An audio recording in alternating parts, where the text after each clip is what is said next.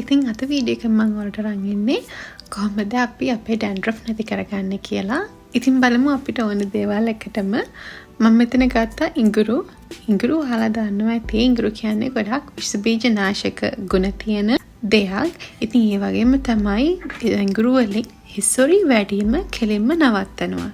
ඉතින් ඒ වගේමයි ඔයාගේ ඔළුවේ දද තියෙනවා නම් ඉඟුරු වලින් ඒක සම්පූර්ණයෙන්ම නැති කරගන්න පුළුවන්. ඊළඟට මම ගත්තේ උළුහාල්. ඉතින් මම මේ උළුහාල් එක රැයක් හොඳට පෙඟෙන්න තියලා තමයි අරගත්තේ. ඔයාලට තම්බලා වුණත් ඒ උළුහාල් වතුර ටික අරගන්න පුළුවන්. උළුහාල් වෙනුත් ඉස්සුරි වැඩිම නවත්තනවා. ඊළඟට මම ගත්තේ දෙහි. දෙහි වල ඔයාලා දන්නවා ඇති සිට්‍රික් ඇසිඩ් තියෙන නිසා අපේ ඔළුවේ තියෙන pH balance එක එකෙන් ලෙවල් කරනවා. ඔයාගේ කොණ්ඩේ පාට කරලා නම් ඔයා ළඟදී කලර් කරපු කෙනෙක් නම් දෙහි දාලා විනාඩි 10කට වැඩි තියන්න එපා. නැත්තම් කොණ්ඩේ පාට ඉක්මනට යයි. මොකද දෙහි වල තියෙන සිට්‍රික් ඇසිඩ් වලින් ඒ පාට ටක් ගාලා පුච්චලා දානවා. ඒක තමයි ටී ට්‍රී ඔයිල්.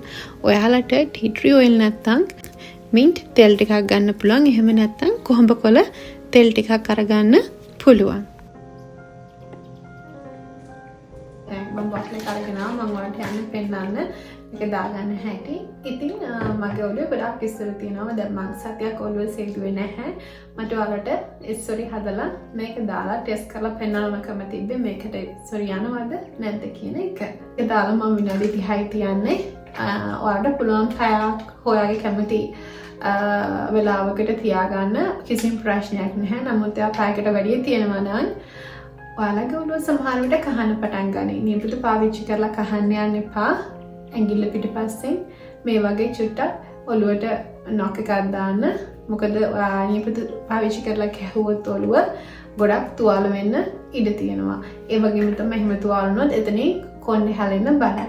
ඉතින් මම කරන දේ තමයි හැමතිස්සෙම මම යන්නේ සයිඩ් එකෙන් සයිඩ් එකට. ඔයාලා දන්නවා ලයින් එක ගහලා මම මේක ස්ප්‍රේ කරන්නේ ඔළුවට. ඉතින් ඔයාලට ඉස්සුරු ගොඩක් තියෙනවා නම් ඔයා ඔළුව පහත් කරලා ඔළුවට ස්ප්‍රේ කරන්න.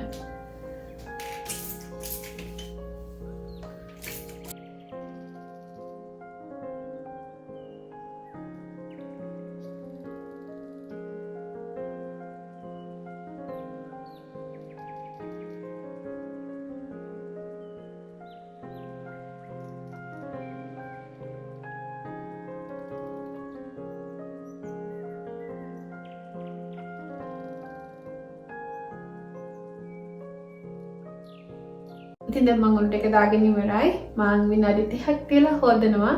මම යූස් කරන්නේ තනිකරම ෂැම්පූ එකයි කන්ඩිෂනර් එකයි විතරයි. ඉතින් ඔයාලා අත බලාගන්න පුළුවන් මම වෙනම කිසිම ප්‍රොඩක්ට් එකක් යූස් කරන්නේ නැහැ.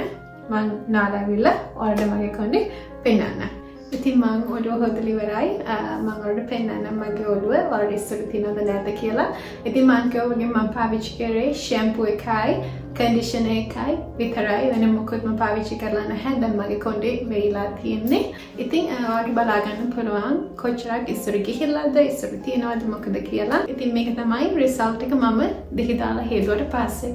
ඉස්සර කියලා අපි හඳුන්වන්නේ අපේ ඔළුවේ තියෙන තෙල් ප්‍රමාණය අධිකව වැඩිවීමත් සමගම පැසවීමට අත්‍යවශ්‍ය දිලීරයක් ඒකත් ඔළුවේ වැඩිවීමක් වෙනවා. ඉතින් මේ දිලිරයට අපි කියන්නේ මැලසීසියා කියලා. ඉතින් මේකට තමයි අපි මේ දෙක වැඩි වුණාම ඒ නිපදවන දේ තමයි dandruff කියලා අපි හඳුන්වන්නේ. 90% වගේ වැඩිහිටි අයගේ මේ ඔළුවේ මේ දිලිරය තියෙනවා. ඉතින් ඒක නමුත් එළියට ඒමක් වෙන්නේ නැහැ. ඒ කියන්නේ dandruff විදිහට අර ඔළුවට ඇවිල්ලා ඇඟට වැටීමක් වෙන්නේ නැහැ.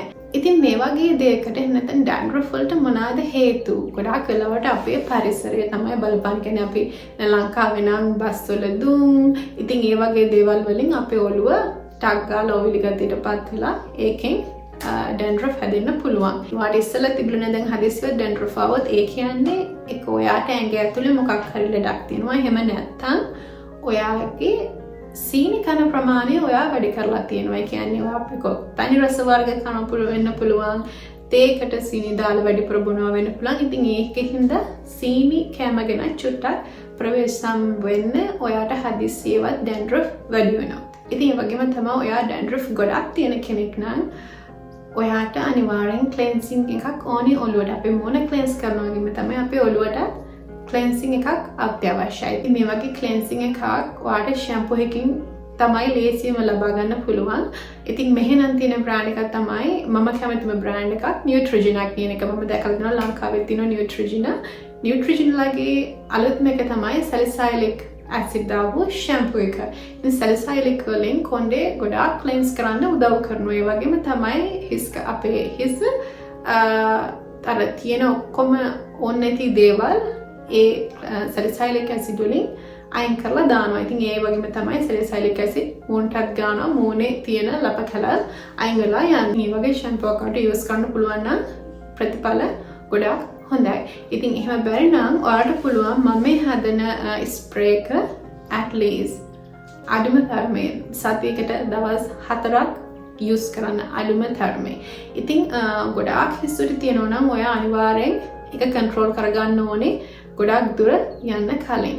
ඉතින් ඒ වගේම තමයි ඔයාට ඔළුවේ උකුණ ඉන්නවා නම් ඔයාට පුළුවන් දැන් මේ දාන අපි මේ හදපු ස්ප්‍රේ එකට mint කොළ ටිකක් අරගෙන නැත්නම් මින්ච් කොළ ටිකක් අරගෙන ඉස්මාරන් mix කරන්න. එතකොට අර මින්ච් කොළ smell එකට ඔයාගේ ඔළුවටත් හොඳයි ඒක.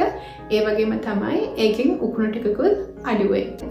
සමහර අයට තියෙනවා ලොකු කුට්ටි වගේ කියන්නේ ලොකු කෑලි හිස්සොරි. එහෙම තියෙනවා නම් ඔයාට පුළුවන් ඔයාගේ මේ හදපු mixture එකට මේ හදපු spray එකට baking soda චුට්ටකුයි apple cider vinegar එහෙම නැත්නම් apple වලින් හදපු vinegar එකෙන් තේ හැන්දක් දාලා කොණ්ඩෙට rinse එකක් දෙන්න.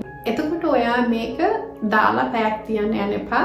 මොකද apple cider vinegar කියන්නේ ගොඩාක් සැර දෙයක්. එතනදී ඔයා පැයක් තිබ්බොත් ඔයාගේ scalp එක irritate වෙයි. ඒක නිසා ඔයා එක විනාඩි 10ක් වගේ තියලා ටක් ගාලා හොදලා දාන්න. තවත් එකක් තමයි මොකද මම දැකලා තියෙනවා දැන් ගොඩාක් අය උළුහල් use කරනවා.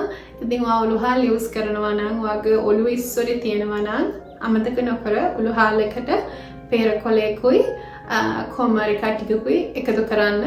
නැත්නම් අර උළුහල් විතරක් use කරොත් ගොඩාක් වෙලාවට ඔළුවේ ඉස්සොරේ ආපහු එන්න ඉඩ තියෙනවා. ඉතින් මේ වගේ herbs use කරනකොට ඔයාලා පොඩි knowledge එකක් ගන්න මේ වගේ දේවල් ගැන. මොකද අපි දකින හැමදේම අපේ ඇඟට, අපේ ඔළුවට, අපේ skin එකට ගැලපෙන්නේ නැහැ. ඉතින් එහෙම කියන ගමන් මම අදට සමගානවා. මාත් එක්ක රැඳි හිටියට ගොඩාක් ස්තුතියි. අල subscribe කරලා නැත්නම් subscribe කරලා මට එකතු වෙන්න කියලා ආදරෙන් ඉල්ලා සිටිනවා. ඉතින් comment දාන්න. ඔයාලා හැමෝටම මම හිතනවා මම reply කරනවා කියලා. එහෙනම් ඉතින් අදට කිහිල්ලෙන්න අලුත් වීඩියෝ එකකින් හැමෝටම ඔයාලා ඔක්කොටම සුබ දවසක්.